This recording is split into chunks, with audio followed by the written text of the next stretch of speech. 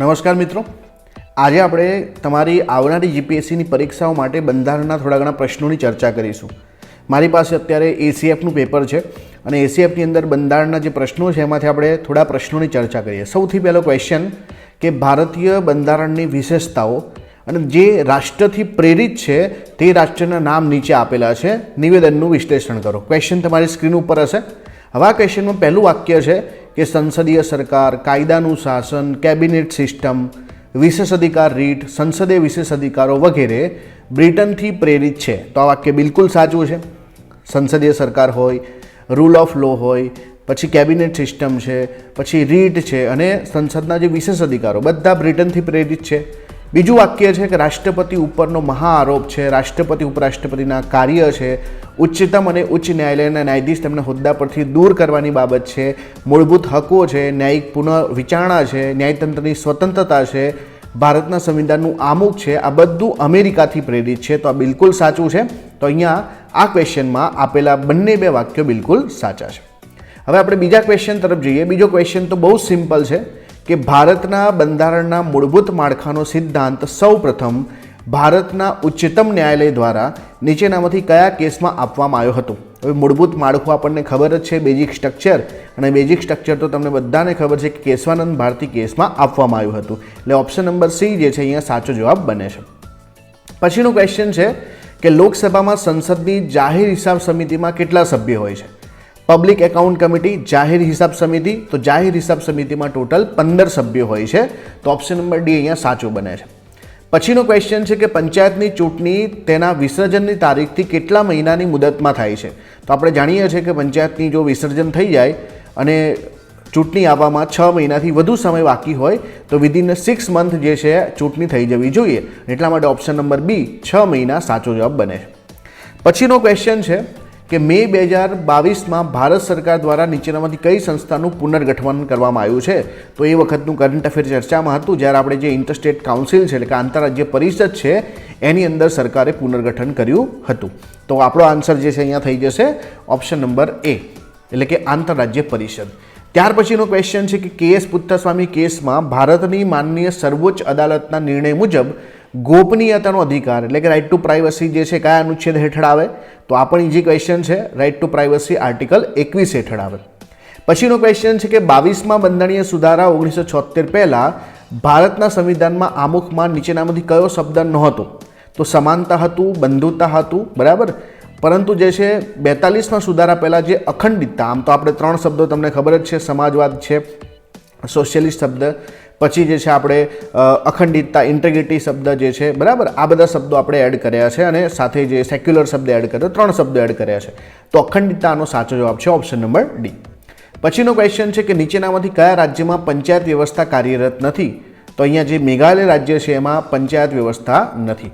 પછીનો ક્વેશ્ચન છે કે ભારતીય બંધારણના નીચેનામાંથી કઈ જોગવાઈઓ એક સરખો દીવાની કાયદો જણાવવામાં આવ્યો છે?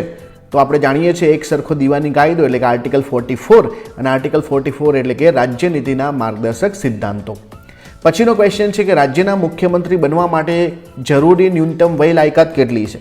તો આપણે જાણીએ છીએ કે ભાઈ જો તમારે પંચાયતમાં જે છે, બરાબર, પહેલાં તો વોટિંગની એજ 18 વર્ષ છે, પછી પંચાયતો છે અને જે શહેરી સંસ્થાઓ છે, જે લોકલ ગવર્મેન્ટ છે અને સેલ્ફ લોકલ ગવર્મેન્ટ, તો જે લોકલ બોડી હોય બધી જગ્યાએ 21 વર્ષની ઉંમર હોય. પછી તમે જ્યારે વિધાનસભા સંસદની અંદર વાત કરો તો ત્યાં 25 વર્ષ હોય. પછી તમે જો વિધાન પરિષદ અને રાજ્યસભાની વાત કરો તો 30 વર્ષ હોય અને રાષ્ટ્રપતિ, ઉપરાષ્ટ્રપતિ, રાજ્યપાલમાં આપણી ઉંમર જે છે 35 વર્ષ જોઈએ, આ મિનિમમ એજ હોય. તો અહીંયા મુખ્યમંત્રી પૂછ્યું છે એટલે કે 25 વર્ષ આવશે. Option number B is the right answer. પછીનો ક્વેશ્ચન છે કે ભારતના બંધારણ સભાના વચગાળાના અને પ્રથમ પ્રમુખ તરીકે કોણ ચૂંટાયા હતા? તો આપણે જાણીએ છીએ કે બંધારણ સભાની પહેલી મિટિંગ 9 ડિસેમ્બર 1946ના રોજ જે લેવામાં આવી, એ મિટિંગની અંદર આપણે ડૉક્ટર સચ્ચિદાનંદ સિન્હાને વચગાળાના પ્રમુખ તરીકે નક્કી કર્યા હતા, બરાબર. તો ઓપ્શન નંબર સી જે છે એ સાચો જવાબ બને છે. પછીનો ક્વેશ્ચન જોઈએ આપણે તો ભારતના કયા બંધારણીય સુધારા અધિનિયમ હેઠળ મૂળભૂત ફરજો ઉમેરવામાં આવી? તો મૂળભૂત ફરજો આપણે જાણીએ જ છીએ કે 42મા સુધારા 1976 અંતર્ગત ઉમેરાયેલી છે અને આ પણ આપણે જે યુએસએસઆરમાંથી પ્રેરણા લીધી હતી અને એના માટે જે છે કમિટી પણ સરદાર સ્વર્ણસિંહની અધ્યક્ષતામાં બનાવી હતી. પછી છે મૂળભૂત હકોમાંથી મિલકતનો હક કયા વર્ષમાં નાબૂદ થયો? તો આપણે 44માં બંધારણીય સુધારામાં જે રાઇટ ટુ જે છે પ્રોપર્ટી છે આર્ટિકલ 31 એને રદ કર્યો છે. તો આ ક્વેશ્ચનનો આન્સર આવશે 1978. 42 હોય એટલે 4 ને 2 6 એટલે 1976. 43 હોય તો 4 ને 3 7 એટલે 1977 અને 4 ને 44 હોય એટલે 4 ને 4 8 એટલે 1978. આવી રીતે યાદ રાખી શકો. પછીનો ક્વેશ્ચન છે કે નીચેના વિધાનો વિચારણામાં લો. અહીંયા તમારે સાચા વિધાન પસંદ કરવાના છે. સમાનતા અનુચ્છેદ 14માં સમાવિષ્ટ છે, બિલકુલ સાચું છે. અનુચ્છેદ 14 અને 15માં ધર્મ, જાતિ વગેરેના આધારે ભેદભાવ ઉપર પ્રતિબંધ સમાવિષ્ટ છે. તો આર્ટિકલ 14 બધાની વાત કરે છે, 15માં પણ જે છે ભેદભાવ જે છે રોકવાની વાત છે. પછી ગાય અને કતલ પ્રત્યે બહુમતી લોકોનો નિર્ણય લાગણી અનુચ્છેદ 49માં છે. તો 49માં આવું કંઈ જ નથી અને એટલા માટે પહેલું અને બીજું સાચું છે. તો option number C is the right answer. પછીનો ક્વેશ્ચન છે કે ભારતના બંધારણના કયા ભાગમાં રાજ્ય નીતિના માર્ગદર્શક સિદ્ધાંતો દર્શાવવામાં આવ્યા છે? DPSP, directive principal of state policy. તો આપણે જાણીએ છીએ કે બંધારણના ભાગ નંબર 4 જે આપણે આયર્લેન્ડમાંથી પ્રેરણા લીધેલી છે, તો એ જે છે ભારતના બંધારણના ભાગ નંબર 4માં છે. પછીનો ક્વેશ્ચન છે કે રાજ્યસભાના સભ્યો કોના દ્વારા ચૂંટાય છે? લોકો દ્વારા, લોકસભા દ્વારા, વિધાનસભાના ચૂંટાયેલા સભ્યો દ્વારા, વિધાન પરિષદના ચૂંટાયેલા સભ્યો દ્વારા. તો આપણે જાણીએ છીએ કે રાજ્યસભાના સભ્યોનું ઇલેક્શન વિધાનસભાના ચૂંટાયેલા સભ્યોના આધારે થાય છે. આ એક ઇનડાયરેક્ટ ઇલેક્શન હોય છે અને આ પદ્ધતિ આપણે દક્ષિણ આફ્રિકામાંથી લીધેલી છે. ભારતીય બંધારણના કયો અનુચ્છેદ હેઠળ ચૂંટણી પંચની રચના કરવામાં આવી છે? તો બિલકુલ ઇઝી ક્વેશ્ચન. આર્ટિકલ જે છે અહીંયા 324 આવશે.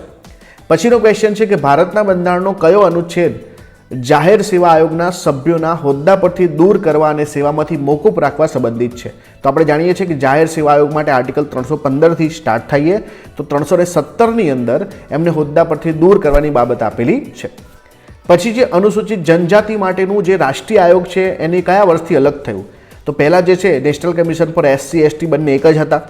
પછી આપણે 2003ના સુધારા દ્વારા નેશનલ કમિશન ફોર ST અને ST બંનેને અલગ કર્યા. તો નેશનલ કમિશન ફોર જે ST છે એ 2003ના સુધારા દ્વારા, પરંતુ 2004થી અમલમાં આવ્યું છે. એટલે આ ક્વેશ્ચનનો આન્સર આવશે 2004. પછીનો ક્વેશ્ચન છે કે ભાઈ પંચાયતોના કાર્યક્ષેત્રમાં મૂકવામાં આવેલી કાર્યાત્મક બાબતો કયા વિધાનો સાચા છે? મહિલા અને બાલ વિકાસ, તો એ જે છે પંચાયતના આવશે.